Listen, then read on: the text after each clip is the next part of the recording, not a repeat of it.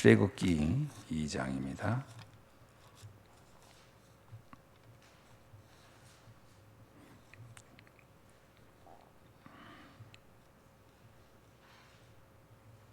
출애굽기 2장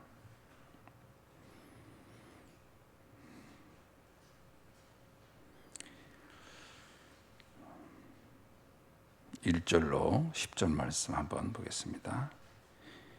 레위 가족 중 한 사람이 가서 레위 여자에게 장가들어 그 여자가 임신하여 아들을 낳으니 그가 잘생긴 것을 보고 석 달 동안 그를 숨겼으나 더 숨길 수가 없게 되매 그를 위하여 갈대 상자를 가져다가 역청과 나무진을 치라고 아기를 거기에 담아 나일강 갈대 사이에 두고 그의 누이가 어떻게 되는지를 알려고 멀리 섰더니 바로의 딸이 목욕하러 나일강으로 내려오고 시녀들은 나일강가를 거닐 때에 그가 갈대 사이의 상자를 보고 시녀를 보내어 가져다가 열고 그 아기를 보니 아기가 우는지라 그가 그를 불쌍히 여겨 이르되 이는 히브리 사람의 아기로다.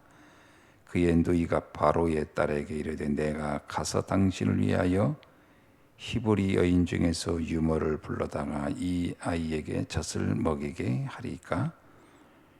바로의 딸이 그에게 이르되 가라 하매 그 소녀가 가서 그 아기의 어머니를 불러오니 바로의 딸이 그에게 이르되 이 아기를 데려다가 나를 위하여 젖을 먹이라.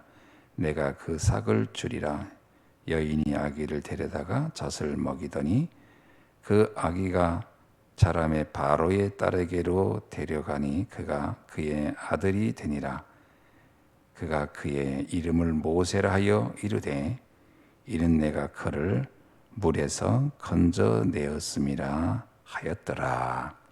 아멘. 오늘 10가지 비밀 중에서 영적 서밋에 대한 말씀을 함께 나누려고 합니다.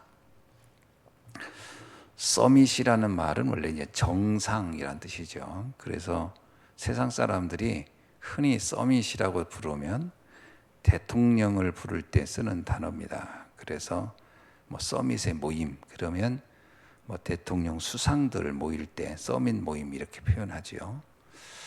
그런데 세상에서도 이제 그 서밋이란 단어를 많이 씁니다만 성경을 보면은 이런 뭐 대통령, 왕 이런 사람을 불러서 서밋이라기보다는 하나님에게 쓰임 받은 사람, 하나님이 한 시대에 하나님의 계획 속에 있던 사람들을 우리는 서밋이라고 볼 수가 있는 것이죠. 오늘 본문에 보면은 분명히 노회들 가운데 한 노회로 태어난 게 바로 모세라는 어린아이입니다. 그런데 나중에 보면 모세는 그 시대 최고의 서밋으로 하나님께 쓰임을 받게 되는 거죠. 어떤 면에서는 바로왕이 왕이지만 바로왕은 하나님과는 상관없이 그 시대의 역사를 바꾼 사람은 모세입니다. 그래서 이제 모세를 가리켜서 서밋이다, 영적 서밋이다 이렇게 말할 수 있는 것이죠. 그러니까 신분은 최고 낮은 노예지만 하나님은 그를 가장 높은 서밋으로 쓰셨다는 거죠. 그것도 태어나는 순간부터 그는 죽음을 기다릴 수밖에 없는 상황이었습니다. 오늘 본문에 보니까 2절에 보니까 3절일게요. 3절에 보니까 석 달 동안 그를 숨겼더니 더 숨길 수 없게 되매 태어나서 그야말로 젖도 떼기 전에 모세는 죽을 운명이었던 것이죠. 그만큼 아주 불완전한 출생이라고 볼 수 있습니다. 근데 나중에 보면 모세는요 사실 가장 장수를 해요. 120년까지 사니까요. 그게 뭐 어마어마한 거죠. 물론 오래 산 것이 복이냐 그건 아니지만 그렇다고 또 단명한 게 복이다 이렇게 말할 수는 없는 거죠. 하나님께 쓰임 받았던 사람, 이것을 우리는 서밋이다 이렇게 보는 겁니다. 그러고 보면 하나님은 이 모세도 그렇지만 아브라함도 보면은 처음부터 서밋이라고 하는 걸 염두에 두고 불렀다는 것을 알 수가 있는 거죠. 그래서 출애굽기 12장에 보면은 갈대우를 떠나라, 이것은 하나님이 그에게 서밋으로 쓰실 목적을 가지고 그를 불렀다, 이렇게 볼 수 있습니다. 그래서 족장 시대에 아브라함, 이삭, 야곱, 요셉은 우리가 언뜻 보면 그냥 한 평범한 사람들의 이야기 같지만 사실은 영적 서밋의 이야기지요. 아브라함도 그렇고 이삭도 그렇고 야곱도 요셉도 보면 그들이 그 시대 최고의 서밋으로 살다 간 사람들이라고 볼 수가 있는 겁니다. 자, 그런데 언제나 하나님께서 쓰는 이 서밋의 사람들에게는 늘 공통적인 사건이 있었어요. 그게 뭐냐면은 그들을 위험에 빠뜨리는 사건들이 늘 있었다는 겁니다. 그래서 서밋에는 걸림돌이 늘 있었어요. 두 나라 사이에 있었습니다. 세상의 나라, 사단의 나라와 하나님의 나라 사이. 그죠? 그러고 보면 사단의 나라에도 서밋이 있는 거죠. 그 사단에게 쓰임 받는 사람들. 그런데 하나님의 나라에 쓰임 받는 사람을 우린 영적 서밋이다, 이렇게 볼 수 있습니다. 언제나 그래 왔어요. 그래서 예수님 당시에도 보면 바리새인들이 특히 헤롯 왕, 사단의 나라의 서밋이죠. 그 헤롯은 끊임없이 예수님을 죽이려고 하지 않습니까? 그리고 로마의 황제들도 기독교인들을 끊임없이 죽이려고 했습니다. 특히 영적 지도자들. 그래서 예수님 시대에도 그렇지만 그 제자들도 보면은 베드로도요, 바울도 그렇고 그 시대 영적 서밋으로 살았지만 늘 이들에게는 어려움이 늘 기다리고 있었던 것을 알 수 있습니다. 아브라함 시대도 마찬가지고요. 그래서 어떤 의미에서는 흑암과의 전쟁에서 승리하는 사람들이 서밋의 사명이다, 이렇게 볼 수 있습니다. 그러니까 서밋은 이미 사명이 있는 거죠. 지금 뭐 전쟁을 하고 있는 그 세상에서도 그 전쟁을 지도해가는 서밋이 있잖아요. 지금 엄밀하게 말하면 자, 우크라이나와 러시아 전쟁도 두 대통령의 싸움이죠. 처음부터 그래서 러시아에서도 그 우크라이나의 대통령을 어떻게든지 좀 없애버리려고 그랬는데 다 실패로 돌아갔죠. 이게 세상에서도요, 그 우두머리가 무너지면 다 무너지는 거죠. 특별히 다윗왕과 골리앗을 봐도 그렇습니다. 다윗과 골리앗을 봐도 우두머리인 골리앗이 무너지니까 다 무너져 버리죠. 이 서밋은 그만한 중요한 책임도 있는 겁니다. 그죠? 그래서 그 시대의 미션을 감당할 사람이 무너지면 사실 굉장한 손실이 있는 거죠. 그래서 서밋은 언제나 영적 전쟁의 한가운데 늘 있는 것이다. 그러니까 서밋이라고 해서 뭐 호의호식하고 늘 누린다, 이건 아닙니다. 예를 들면 우리가 서밋이 됐다 그러면 아이고 이제 그야말로 이제 꽃길만 걷겠네, 이렇게 생각하면 착각이죠. 그래서 많은 사람이 오해를 하는 거예요. 예수 믿으면 늘 좋은 일만 있을 거라는 생각을 하거든요. 예수 믿고 구원받으면 좋은 일이 있어. 근데 사실은 그렇지 않습니다. 세상에는 세상이 공중권세 자본자가 이 세상을 움직이고 있기 때문에 사실 우리는 엄밀하게 말하면 영적 전쟁을 수행하는 영적 지도자라고 볼 수 있는 거죠. 그러니까 이 싸움은 멈추지 않습니다. 흑암이 계속 공격해 올 거니까요. 그래서 우리는 이 싸움에서 반드시 승리를 해야 됩니다. 그래서 이 모세도 태어나는 순간부터 이미 죽음과 싸움이에요. 이게 서밋의 운명입니다. 죽음과 사망과의 싸움이 시작이 되는 거예요. 그래서 우리가 절대로 간과하면 안 되는 것이 우리는 영적 전쟁에 중요한 미션이 주어진 사람들이다.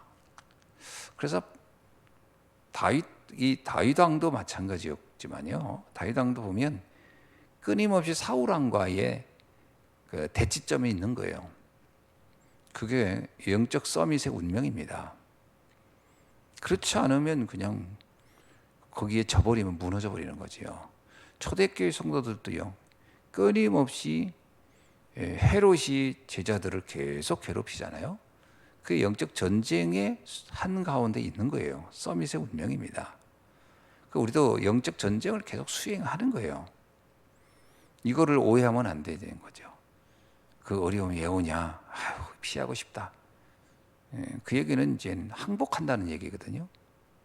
그 현장, 그 환경 앞에 내가 항복해버리면 서밋이 될 수가 없습니다. 서밋의 지도자의 운명이에요. 지도자는 싸우는 겁니다. 모세가 지도자가 된 이후에 그러면 뭐 백성들을 서서히 이끌면서 즐기면서 가느냐? 그렇지 않습니다. 끊임없이 영적 전쟁하는 가장 첨예한 현장 앞에 살다 갔어요. 심지어는 백성들을 또 모세를 죽이려고 막 했잖아요. 돌 던져서. 그거는 서밋의 운명이라고 봐야 됩니다. 그래서 우리가 내가 영적 서밋으로 간다 이 말은 아무것도 안 하고 그냥 누린다 이 말은 아닙니다. 어떤 면에서는요, 굉장히 중요한 영적 전쟁의 한가운데 있는 것이다. 그 생각을 늘 해야 되고요. 그 미션이 필연적으로 주어진 것이다. 그래서 모세의 왕궁 생활을 또 쭉 보면은 40년 생활을 쭉 하지 않습니까? 태어나는 순간대도 위기였어요. 그런데 40년의 후반기에 와서도 위기입니다. 왕궁에서 떠날 수밖에 없는 문제가 그에게 찾아옵니다. 그래서 사실은 이제 모세는 또 미디안 40년의 삶이 시작됩니다. 그 미디안도요, 어떤 의미에서는 생존의 40년이에요. 그죠? 물론 40년 동안 깊은 영적 체험의 시간을 그는 갖게 됩니다. 우리가 고달픈 기간도 있습니다. 그죠? 모세가 왕궁에서 살아가는 화려한 날도 있지만 미디안의 40년의 고달픈 삶도 기다리고 있는 거예요. 사실은 모세 40년은 아무것도 된 게 없는 거예요. 물리적으로 보면요. 자기 재산이 만들어진 것도 아니고 무슨 뭐 자기 자신의 어떤 뭔가 만들어져 있는 안정기가 전혀 아닙니다. 그죠? 모세는 오랫동안 양떼를 지키는 사람이죠. 그런데 그 시간이 뭘 했냐? 사실은 그 기간이 보통 많은 학자들의 공통된 겁니다. 창세기를 기록한 기간이 바로 이 미디안 기간이라고 거의 동일하게 의견을 내고 있습니다. 그러니까 창세기를 기록한 기간은 미디안 40년의 기간이라고 보고요. 그 다음에 출애굽기가 바로 출애굽한 이후에 광야에서 기록한 것을 출애굽기다 이렇게 보고요. 그리고 미디안에 있을 때 기록한 성경이 하나 더 있어요. 대표적인 성경을 욥기입니다. 많은 사람들이 욥기를 저자가 미정이다 그렇게 얘기하는데, 그러나 최근에 많은 성서학자들의 그 욥기 전반적인 내용을 살펴본 바 욥기가요, 그 배경이 족장 시대 이야기예요. 족장 시대 이야기. 그러면 아직 왕이라는 제도가 전혀 만들어지지 않았던 시대 이야기고, 그리고 이 족장 시대 이야기 특징이 뭐냐면 정착 시대가 아니에요. 계속 이동하는 유목민 시대의 이야기예요. 욥기 이야기가. 그러고 보면 이 욥기를 기록한 사람이 왕이라고 하는 정착이라고 하는 문화를 전혀 잘 모르는 사람이 쓴 것이다라는 거죠. 그럼 누가 썼겠느냐라고 할 때 학자들이 전체 문장, 그 욥기에 흐르고 있는 문장 표현들, 단어들을 보면 딱 공통적으로 반복되는 사람이 있어요. 창세기 기록의 내용에 나오는 언어와 거의 동일한 단어들에서 구색하게 쓰여져 있습니다. 대부분이 거의 한 70, 80%가 동일한 표현체가 동일해요. 그래서 사람들은 이건 모세의 기록이겠구나라고 거의 말하고 있는 겁니다. 그럼 가만히 보세요. 욥기 내용이 뭐죠? 고난에 관한 얘기예요. 어느 날 갑자기 고난이 닥쳤다는 거예요. 누구에게? 욥에게. 그래서 막 욥이 막 엄청난 고통을 당하잖아요. 재산도 날아가고 자녀도 죽고 막. 그 이야기의 전반적인 이야기가 고난입니다. 고난. 주변에 있는 친구들이 찾아와서 그 고난에 대한 이게 서로 논쟁을 하는 거예요. 이런 뜻이 아니겠냐. 너 하나님께 무슨 벌을 받을 짓을 해서 그런 게 아니겠냐. 막 이런 얘기를 하는데 욥이 뭐라고 하죠? 아니다. 나는 믿음을 지켰는데 이런 문제가 온 거다. 뭐 그런 얘기예요. 그런 뭐 여러 가지 그 친구들과의 대화 이야기인데 그 이야기를 기록한 목적이 있어요. 의도가 뭐냐면 우리에게 고난이라고 하는 것이 저주가 아니다. 고난은 하나님의 아주 의도된 계획이 있는 것이다라는 걸 말하는 게 욥의 특징입니다. 욥기의 특징. 그래서 고난을 절대로 두려워하지 말라 이런 말이거든요. 왜 그걸 썼겠느냐라는 거예요. 모세가 누구를 위해 썼냐? 히브리 백성들을 위해 쓴 거라는 거예요. 너희들에게 다가온 지금 노예 생활, 어느 날 갑자기 찾아온 이 저주, 이 재앙이 이게 우리가 망했기 때문에, 우리가 저주받았기 때문이 아니고 하나님의 숨겨진 계획이 있는 것이다. 많은 사람들이 너희들에게 말할 것이다. 주변에 하나님이 우리가 뭐 잘못해서, 하나님이 우리가 뭔가 큰 죄를 져서라고 말할 것이다. 그러나 그렇지 않다는 거예요.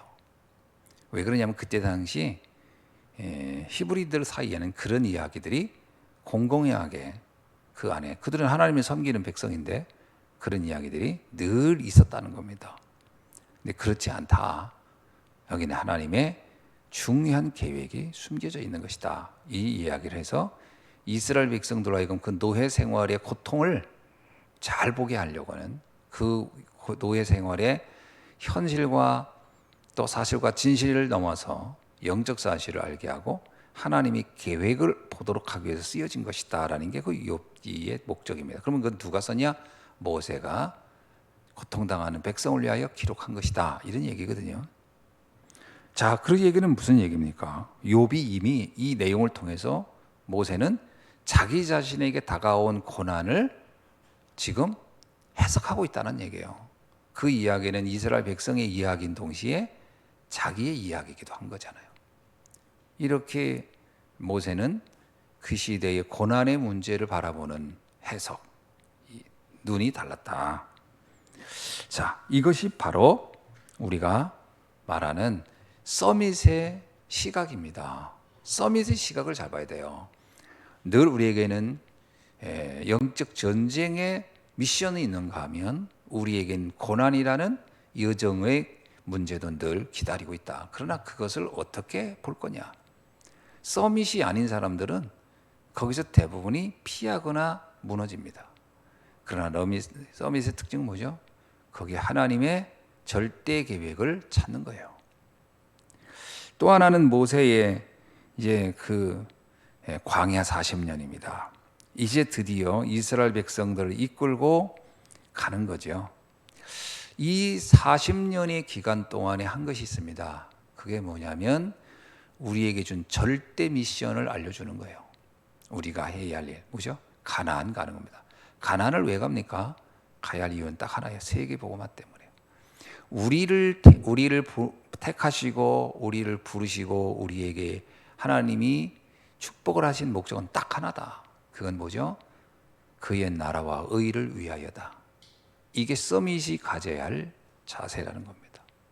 많은 신앙인들이 오해를 해요. 하나님의 목적이 환난과 핍박에서 빠져나오게 하는 데 있다라고 생각하고요. 안 그렇습니다. 환난과 핍박을 빠져나오게 하는 데 목적이 있는 게 아니고 하나님은 환난과 핍박을 이겨내고 하나님의 절대 계획을 이루는 데 목적이 있는 거예요. 그러니까 이 목적 자체를 잘못 잡으면 안 돼요. 왜 이스라엘 백성들이 대부분이 광야에서 무너졌냐면 광야에서 무너진 사람들이 목적을 잘 몰랐어요. 애굽에서 우리를 나오게 하는데, 그래서 나와서 그 더 이상 노예의 삶에서만 빠져나오는데 목적이 있다고 생각한 거예요.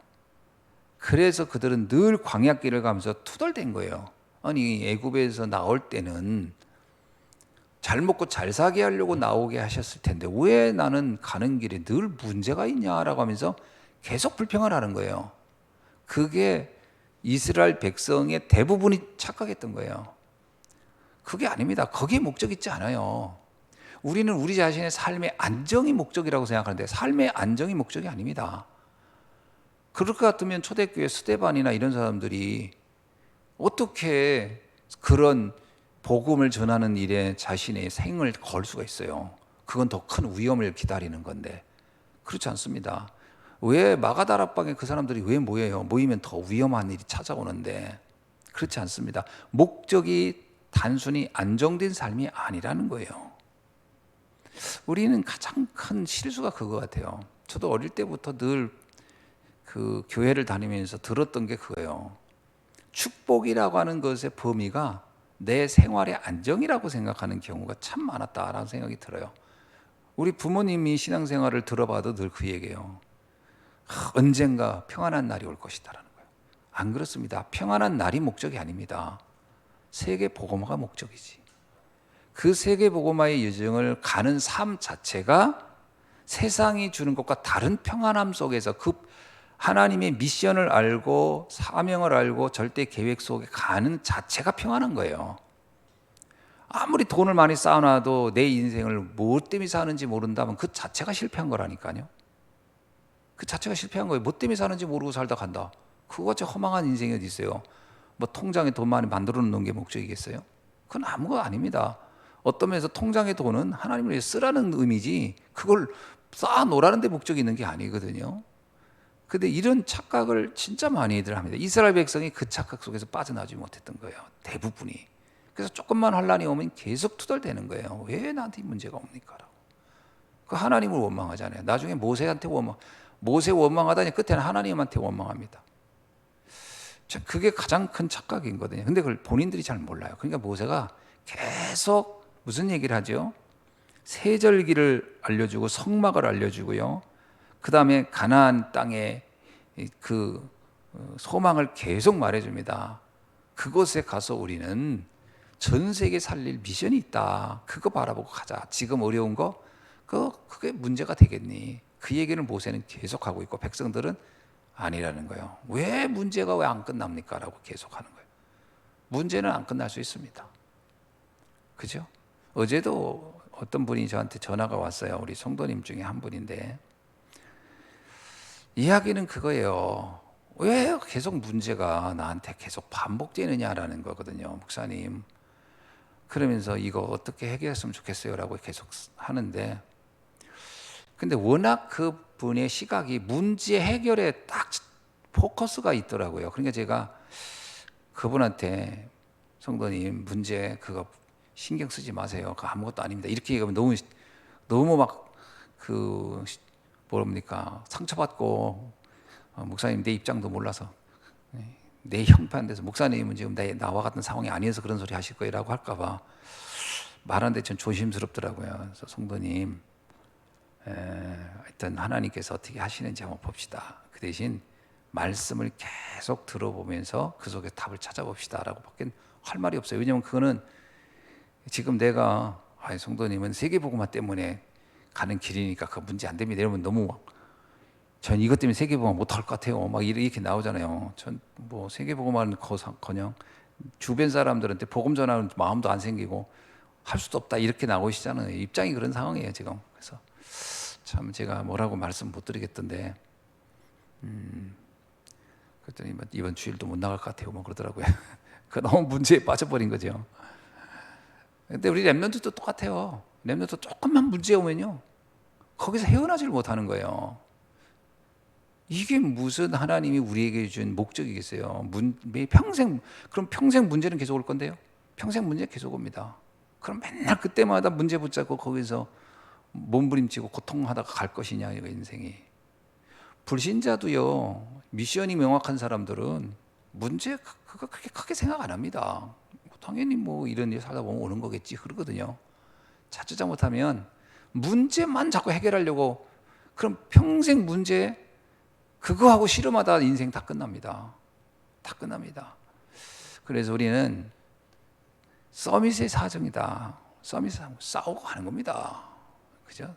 처음부터 영적 전쟁을 하는 사람들이에요. 사단은 끊임없이 공격할 거라고 봐야 돼요. 다양한 형태로 공격할 겁니다. 인간관계, 물질, 건강 뭐 계속 공격 올 겁니다. 거기에 흔들리면 안 돼요. 그렇죠? 흔들리면 안 됩니다. 당연히 오는 거다. 우리는 미션을 가진 사람들이다. 그래서 어떻게 해요? 세계복음화 237 5천 종족 살리는 거다. 실제로 초대교회를 보세요. 안정된 삶을 가지고 세계복음화한 사람들이 아닙니다. 늘 위기 속에서 세계복음화한 사람들이에요.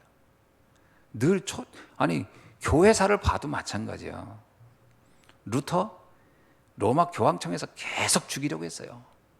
그러면 루터는요, 한 그 중요한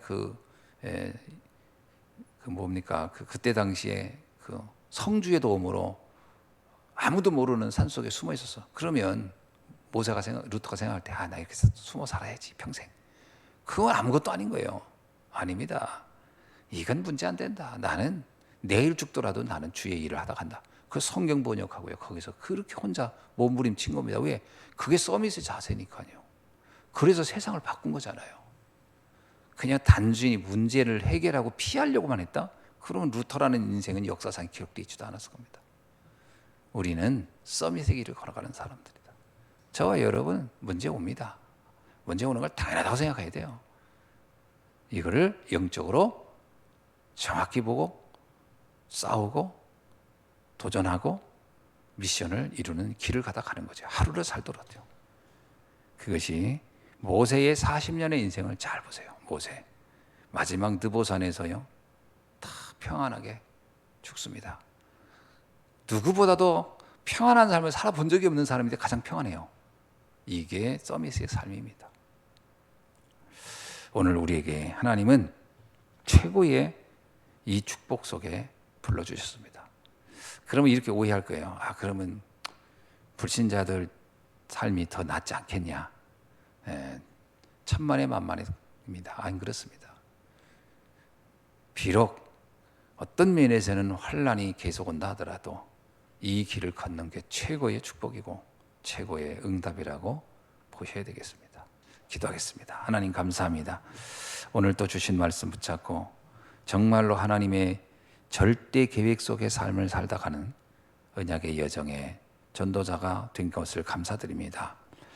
우리는 처음부터 하나님이 서밋으로 부르셨고 서밋으로 세우신 줄로 믿습니다. 내가 비록 세상의 서밋은 아닐지라도 영적 서밋으로 이 시대의 전도자의 여정을 가게 하신 주님, 남은 자, 순례자, 정복자의 인생을 가장 멋지게 살다 갈 수 있도록 하나님 역사하여 주옵시고, 순간순간 다가온 수많은 문제 앞에 절대 속지 않게 하여 주시고 끝까지 언약 붙잡고 이 승리의 길을 걸어가도록 인도하여 주옵소서. 예수 그리스도의 이름으로 기도하옵나이다. 아멘.